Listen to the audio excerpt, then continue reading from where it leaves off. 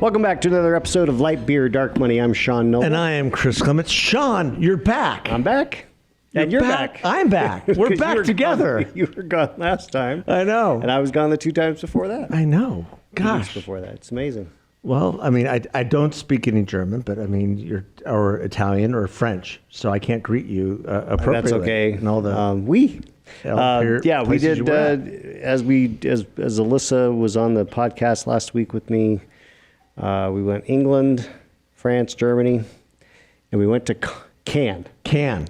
We couldn't figure it out. It's Cannes. It's Cannes. Now we figured it out. Thank you for giving me that tip. Yes. Chris listened to the episode and called me and said, "It's Cannes. It's just Cannes." It doesn't make any sense, but it just is. And I learned that several years ago when we went there for the film festival. Yeah, which is impressive. We were there the week before the film festival. Yeah. I remembered the film, actually. I looked it up with Antonio Banderas, The Skin I Live In. Oh. Which is the most bizarre film you're ever going to see. Yeah. Well, you missed quite a lot going on around here. I guess I did. Trump was indicted. Trump was indicted. We did cover just a mention of that when I was here with Alyssa. Yeah. This week we have Kari Lake's trial. They're in trial right now, trying to figure out whether they're going to overturn this election. Well, she's spoiler just alert, they're not money. Going to overturn it. No, and she's just raising money for the next election. Yeah. I cynically kind of believe, which will be the United States Senate, which we talked to Jim Ellis about that several weeks ago, and she'll get in. Well, she'll get the nomination. Given that she's not going to win this trial, no, the chances of her running for the Senate are probably pretty high. As long as she just keeps raising money. Well, yeah. So you got that. What else? What else did you miss? Donald Trump has to pay $5 million in sexual assault and harassment. Yep. Although he'll appeal that, he'll probably win. I don't know. I don't think so. He might. I don't know. Who knows? But stranger things have happened. The bigger issues he's got facing him are coming out of Georgia. Yep. And then with this document stuff, the documents he took from the White House that were classified. There's evidence now that shows that he was very aware of the procedures on keeping documents and just ignored it because he's Donald Trump and he can do that kind of thing apparently. But they weren't in his garage. True. Next to the authentic and sporty Corvette. They weren't there. What he's maintaining is that they were in a secure location in Mar-a-Lago, and nothing was going to happen. And the archives knew about them. They'd done a that's how we know about all this. Is they were arguing back and forth about whether they're going to with the Penn Biden Center location in downtown Washington D.C., they just were in a closet. Yeah. So there's going to be a lot of back buying and the forth Corvette in Rehoboth. In Rehoboth, yeah. There's going to be a lot going on with that. Oh, my gosh. And Biden's off to Japan. We've got debt ceiling. Right smack in the middle of the... Coming. Janet Yellen is yelling to the moon and back. Yeah. It's going to happen. I don't know. And, and Tucker Carlson was let go. Oh, he's fired. Yeah. Or he's not fired. His show's been taken off the air, but he is still under contract with Fox. For now. He's trying to get out, been effectively silenced. Until they work out all those particulars. So apparently he's going to, assuming he gets this worked out with his contract, getting out of the contract with Fox, his contract runs to go to Twitter through 2025. Yeah. And they're not letting him out right now. They're shutting down the show. They're shutting down the show and they're saying we want to pay you $20 million. $20 million to not say anything. And he can't go to another network.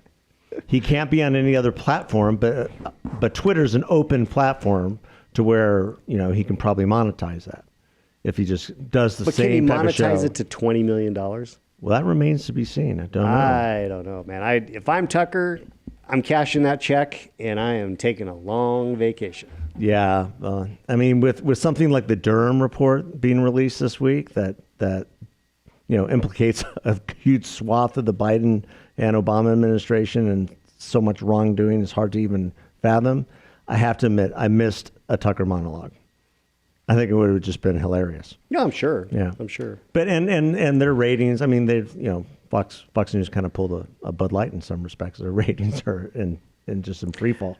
In that 8 o'clock hour, and then they announced yesterday that they're going to move Hannity to that spot, and his ratings are in the tank right now. I don't know how he anchors the prime time. It's interesting because Hannity was kind of the top dog for a long time. He was the Hannity and Combs era and all that. And he's kind of become like this establishment. He has Lindsey Graham on all the time, and it's just I can't watch the show. It's unwatchable. Interesting. Yeah.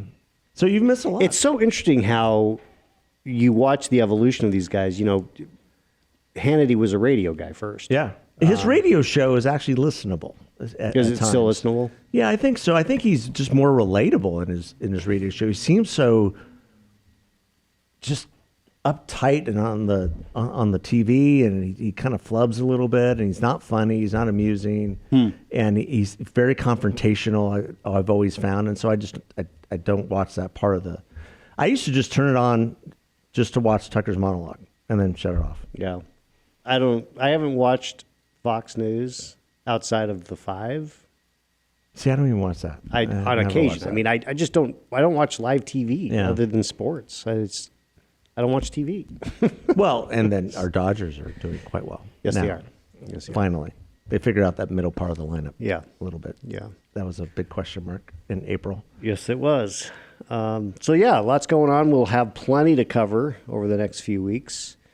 Well, the debt ceiling thing, I mean, what's your read on that? Right now, you were right in saying that Joe Biden's heading to Japan, but he's cut it short. And today they're supposedly negotiating. Well, he's deputized the House Republicans to pass their bill, which is completely reasonable. Yep. Their discussion about this 14th Amendment escape hatch, which somehow they say, well, this debt ceiling doesn't really even exist. So, it seems like Joe Biden continuously wants to provoke a constitutional crisis. The way, in terms of the way he does his executive orders, his edicts, so to speak, on whether it be the student loan fiasco or other things having to do with COVID and COVID regulations, when we were still under this idea that masks and vaccines were the end all be all.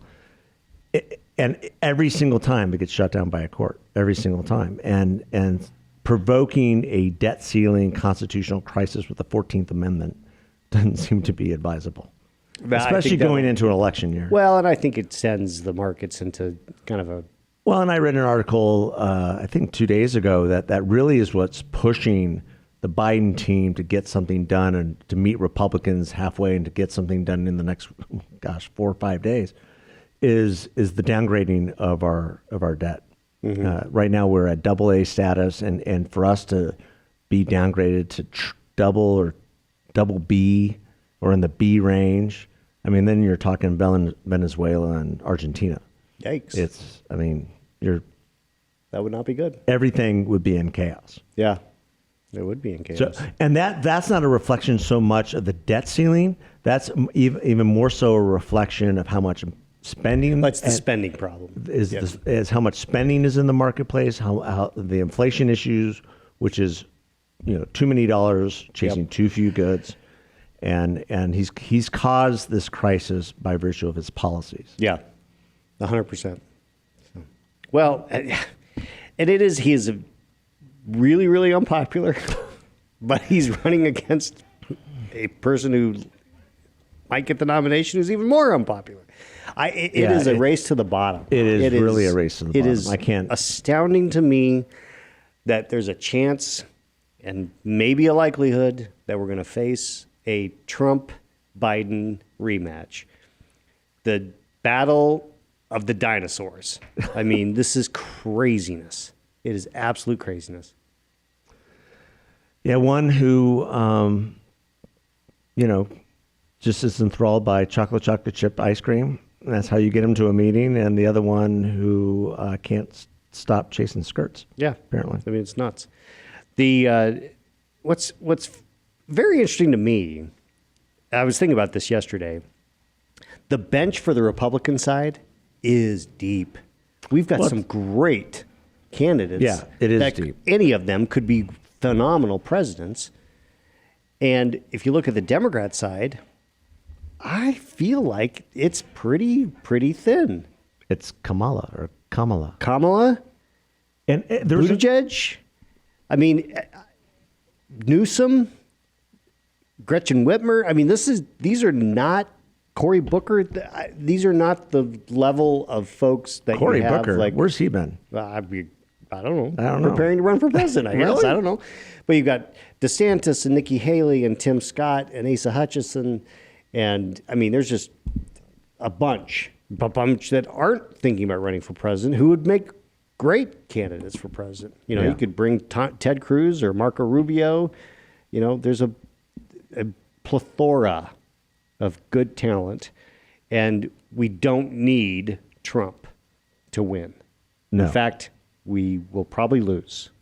We will lose down ballot, for sure. We'll lose down ballot. And we'll lose. The general remains to be seen. So you said in the podcast with Alyssa last week that you think Trump could pull it out, even with all the legal issues. I mean, he could be in jail and be running for president. Yeah. Which would be bizarre. Yeah. But it could happen. It could happen. And Biden is so weak that I think Trump, at this point, Biden will lose for sure if it's anybody but Trump. That's not even a question in my mind. If Trump is the nominee, it becomes a bit of a toss-up, but I'd have to say I would say it leans to Trump's direction. Because Biden is just, DeSantis has not even announced. He's still polling double digits, 22, 25%, depending on what you look at. He hasn't even announced. And he's rattling off conservative legislation in Florida. Yeah. Just teeing up his platform of what he's going to run on. And what he's going to run on is accomplishment. Is winning and creating what he calls the Florida blueprint for America. And if you agree with that blueprint, then that's what he's going to be focused on. He's not going to be even focused on Trump. So it's going to be really interesting to see how that all comes in from a communication standpoint, from a strategy standpoint, how that all comes together for him. Yeah. Because once he gets in, those poll numbers are going to go up. And we'll see how that affects Trump. We'll see. Yeah. We'll see. All righty. Well, more to come, folks. Yeah. Welcome back. Thanks. Glad we're back. Glad we're back. All right. God bless. Care, Thanks everybody. for listening. See ya.